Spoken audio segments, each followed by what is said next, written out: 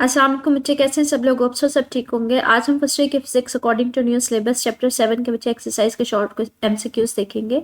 So let's just see the MCQ. बच्चे first हमारे पास जो एमसीक्यू है अकॉर्डिंग टू न्यू सिलेबस ये आपके पास क्रॉस हुआ है।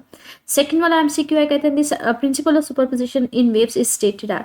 अच्छा, इसका जो पहले वाला जो ऑप्शन है वही करेक्ट ऑप्शन है। ये हम लोगों ने ना शॉर्ट क्वेश्चन किया था, हमने कहा था कि ये बच्चे शॉर्ट क्वेश्चन में लास्ट में पूछ लिया जाता है, शॉर्ट क्वेश्चन में ना आए तो एमसीक्यू में आ जाता है कि जो हमारी इंडिविजुअल वेव्स का सम होगा ना उसके इक्वल हमारे पास रिजल्टेंट वेव का डिस्प्लेसमेंट आता है।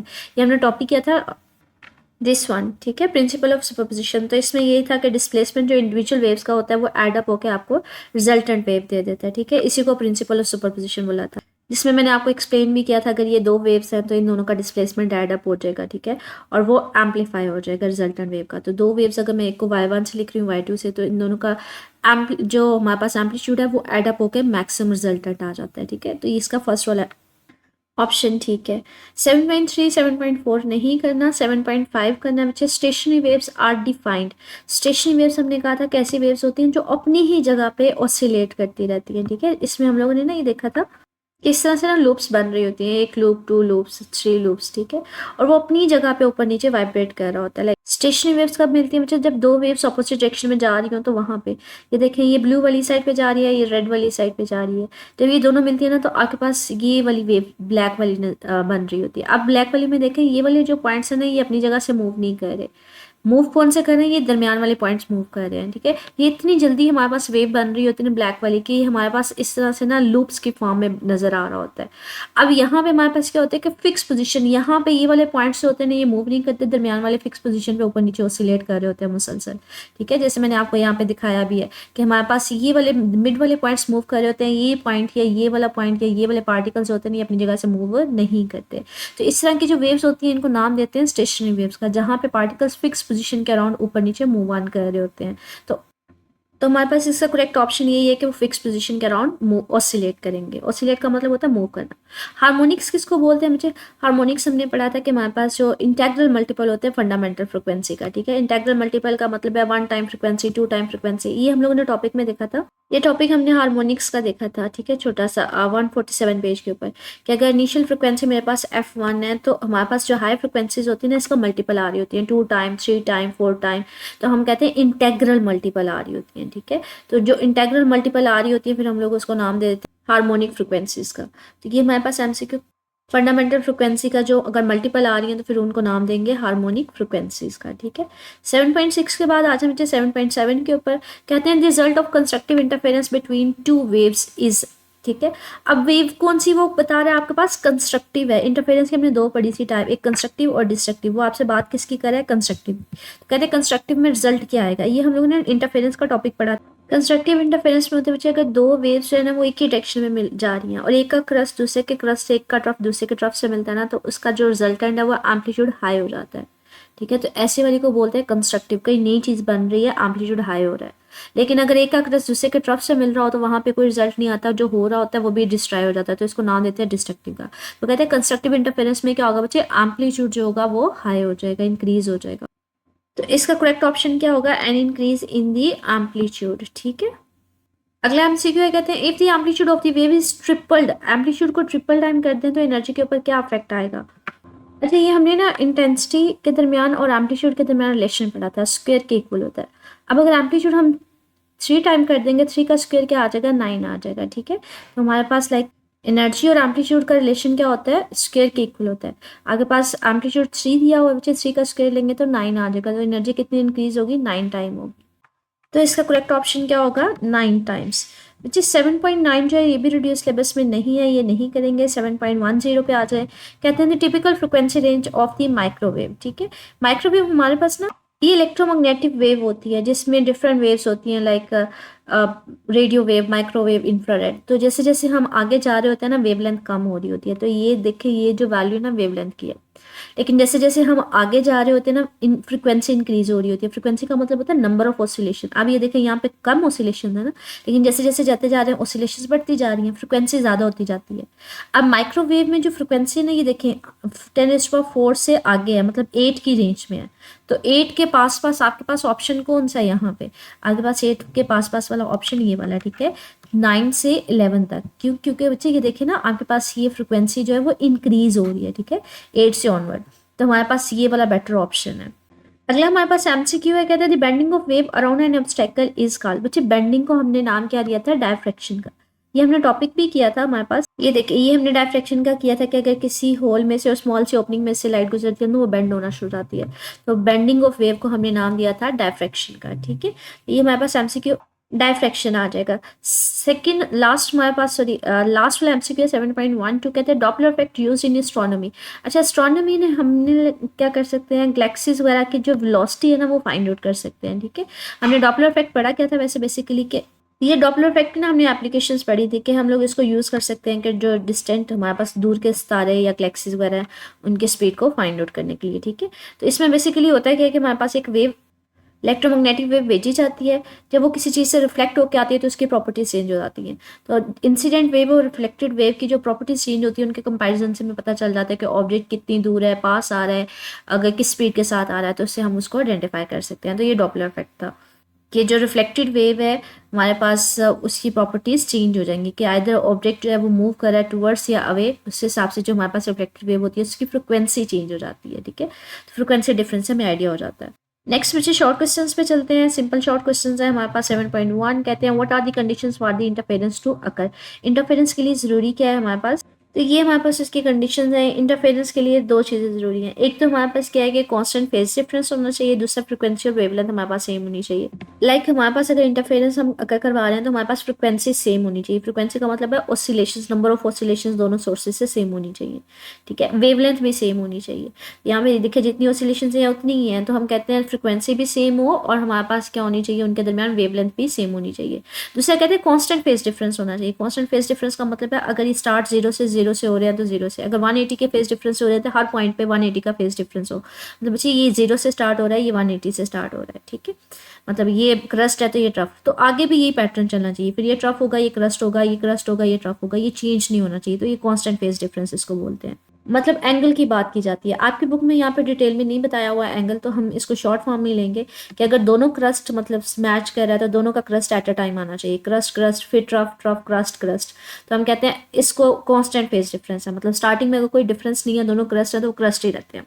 यहाँ पे अगर एक का क्रस्ट है दूसरे का ट्रफ है तो दूसरे का क्रस्ट पहले का ट्रफ, तो ये कांस्टेंट रहना चाहिए, ठीक है। तो क्रस्ट है फिर ट्रफ है फिर क्रस्ट है फिर ट्रफ है, तो ये चेंज ना हो, इसको कांस्टेंट फेज डिफरेंस कहते हैं। तो ये दो कंडीशंस हैं जो फुलफिल होनी चाहिए, ठीक है। तो ये इंपॉर्टेंट शॉर्ट क्वेश्चन है, ये बड़ी दफ़ा आया भी हुआ है बोर्ड में। अच्छा, नेक्स्ट शॉर्ट क्वेश्चन है, कहते हैं डिफरेंशिएट करें between constructive and destructive interference. तो ये आज का हमारा ना ये टॉपिक भी था, हमने किया था इस चैप्टर। ये देखिए कंस्ट्रक्टिव इंटरफेरेंस और डिस्ट्रक्टिव। कंस्ट्रक्टिव में क्या होता है कि एम्पलीट्यूड हाई हो जाता है जब दो वेव्स मिलती हैं, और डिस्ट्रक्टिव में क्या होता है किसी किस्म का रिजल्ट नहीं आता, ठीक है। तो ये कंस्ट्रक्टिव और डिस्ट्रक्टिव इंटरफेरेंस, और इनके लिए पार्ट डिफरेंस हमने देखा था कि अगर कंस्ट्रक्टिव है तो उसमें इंटेग्रल मल्टीपल होता है लैम्डा का, और अगर हमारे पास डिस्ट्रक्टिव है तो ऑड मल्टीपल होता है, ठीक है, λ/2 का। तो यहाँ पे ये इसको याद रखिएगा। आपने इसको सारा नहीं करना, लॉन्ग क्वेश्चन में तो सारा आएगा, लेकिन शॉर्ट में आप इसकी ये वाली डेफिनेशन कर सकते हैं, जब कंप्रेशन जो है वो कंप्रेशन के साथ मैच करे या क्रस्ट क्रस्ट के साथ मैच करे तो हमारे पास अब कंस्ट्रक्टिव इंटरफेरेंस होगी। और इसके लिए कंडीशन क्या है कि जो पार्ट डिफरेंस है दोनों के दरमियान क्या होना चाहिए, लैम्डा का मल्टीपल होनी चाहिए, ठीक है। तो उसके साथ आप ये वाली और ये कंडीशन लिखेंगे। फिर डिस्ट्रक्टिव की डेफिनेशन ये है कि जब कंप्रेशन रेयरफेक्शन के साथ मिले या क्रस्ट ट्रफ के साथ मिले, तो आप ये वाली लाइन यहाँ से लेके यहाँ तक लिखेंगे, उसके बाद आगे कुछ नहीं लिखना है शॉर्ट क्वेश्चन में। उसके बाद पार्ट डिफरेंस की कंडीशन लिखेंगे, ये दो लाइनें के इंटेग्रल मल्टीपल का ऑड मल्टीपल होना चाहिए, तो ये वाला फार्मूला लिखेंगे। अगर इसको एग्जैक्टली की बुक से देखें तो ये देखिए उसको ना उसने कंडीशन की फॉर्म में बताया हुआ है कि जब इंटेग्रल मल्टीपल हो हमारे पास लैम्डा का या फिर ऑड मल्टीपल हो λ/2 का, तो हमारे पास क्या होती है डिस्ट्रक्टिव इंटरफेरेंस होती है, ठीक है। ये आप बच्चे काइंडली रेफर कर लीजिएगा, लॉन्ग क्वेश्चन जो हमने किया था ना उसमें मैंने ये डिटेल से सारा समझाया हुआ था पार्ट डिफरेंस कैसे आया। नेक्स्ट हमारे पास शॉर्ट क्वेश्चन है, कहते हैं what are the coherent waves and coherent sources. Coherent waves वही अगेन हमारे पास बात आ रही है कि ऐसी वेव्स होती हैं जिनमें कांस्टेंट फेज डिफरेंस हो, ठीक है, और उस तरह से चेंज और सेम फ्रिक्वेंसी और सेम वेवलेंथ हो, ठीक है। तो कांस्टेंट फेज डिफरेंस बेसिकली ये कंडीशन इंपॉर्टेंट है, उनको हम नाम देते हैं कोहेरेंट वेव्स का, कि जिनमें कांस्टेंट फेज डिफरेंस होता है और जिस सोर्स से वो ली जा रही होती है उसको कांस्टेंट कोहेरेंट सोर्स बोल दिया जाता है। तो पहले कांस्टेंट वेव्स हैं ऐसी वेव जिनमें फ्रिक्वेंसी भी सेम होती है और कांस्टेंट फेज डिफरेंस वो चेंज नहीं होता। ये मैंने ऑलरेडी आपको एक्सप्लेन कर दिया कांस्टेंट फेज डिफरेंस होता है क्या है, कि अगर स्टार्ट में क्रस्ट दोनों स्टार्ट हो रही हैं तो हमेशा उनका क्रस्ट क्रस्ट के साथ मैच करेगा, ट्रफ ट्रफ के साथ। लेकिन अगर स्टार्ट में क्रस्ट ट्रफ है तो दूसरे बाद में भी फिर वो क्रस्ट ट्रफ ही ऑपोजिट ही रहेगा। तो हम इसको नाम देते हैं, दोनों जिस पॉइंट से स्टार्ट होंगी वही मुसलसल चलेगा, कांस्टेंट फेज डिफरेंस बोलते हैं। और फ्रिक्वेंसी क्या है कि हमारे पास नंबर ऑफ ऑसिलेशंस कितनी है।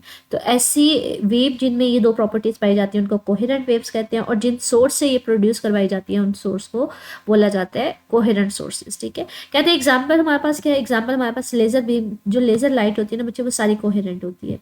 इसके अलावा यंग डबल स्लिट एक्सपेरिमेंट में हमारे पास यही होता है। आपकी बुक में ये डिटेल में तो नहीं है, लेकिन इसमें क्या होता है कि एक सोर्स लिया जाता है, उसके आगे एक स्क्रीन रखी जाती है जिसमें दो सुराख होते हैं। अब लाइट इसके ऊपर फॉल करती है तो कुछ लाइट इसमें से पास ऑन कर जाती है, कुछ इसमें से। अब ये देखिए जितना इस सुराख का डिस्टेंस है उतना ही इस सुराख का डिस्टेंस है, तो जहाँ से जो वेव्स निकलेगी ना दोनों का एट अ टाइम दोनों के क्रस्ट ऑफ इमर्ज आउट होंगे।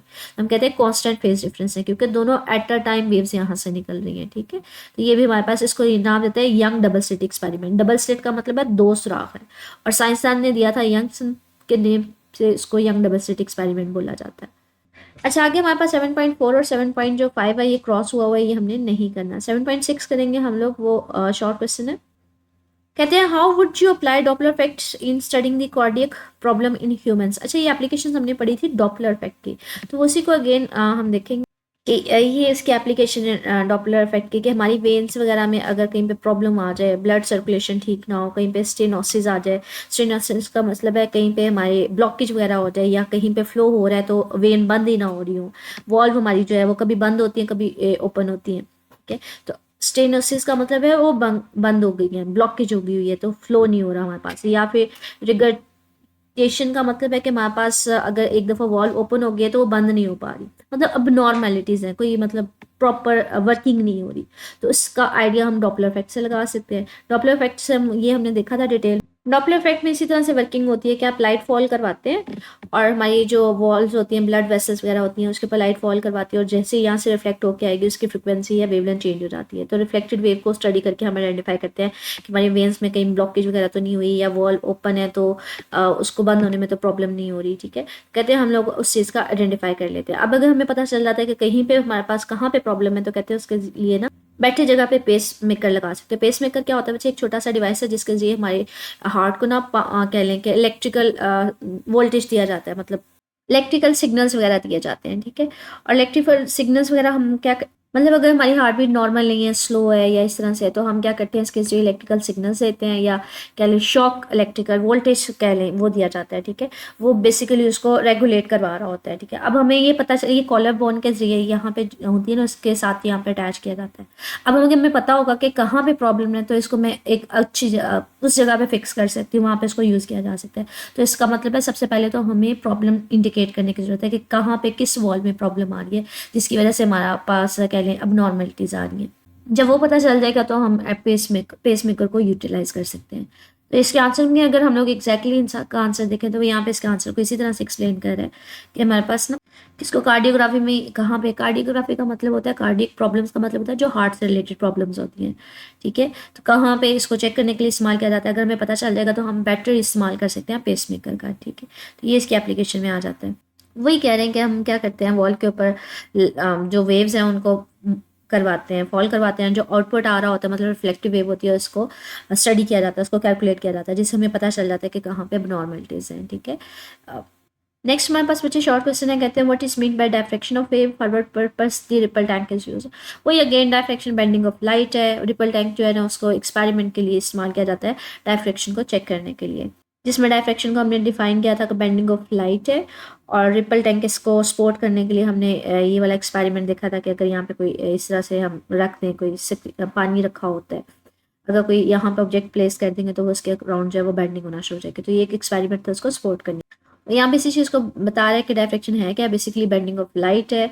और रिपल टैंक हम इस्तेमाल कहाँ पे करते हैं, बेसिकली तो डायफ्रैक्शन के लिए भी इसको इस्तेमाल किया जाता है, क्योंकि डायफ्रैक्शन हम बता रहे हैं तो डायफ्रैक्शन के लिए बेसिकली इसको इस्तेमाल किया जाता है। उसके अलावा इसको रिफ्लेक्शन, रिफ्रैक्शन, इंटरफेरेंस वगैरह चेक करने के लिए भी इस्तेमाल किया जाता है।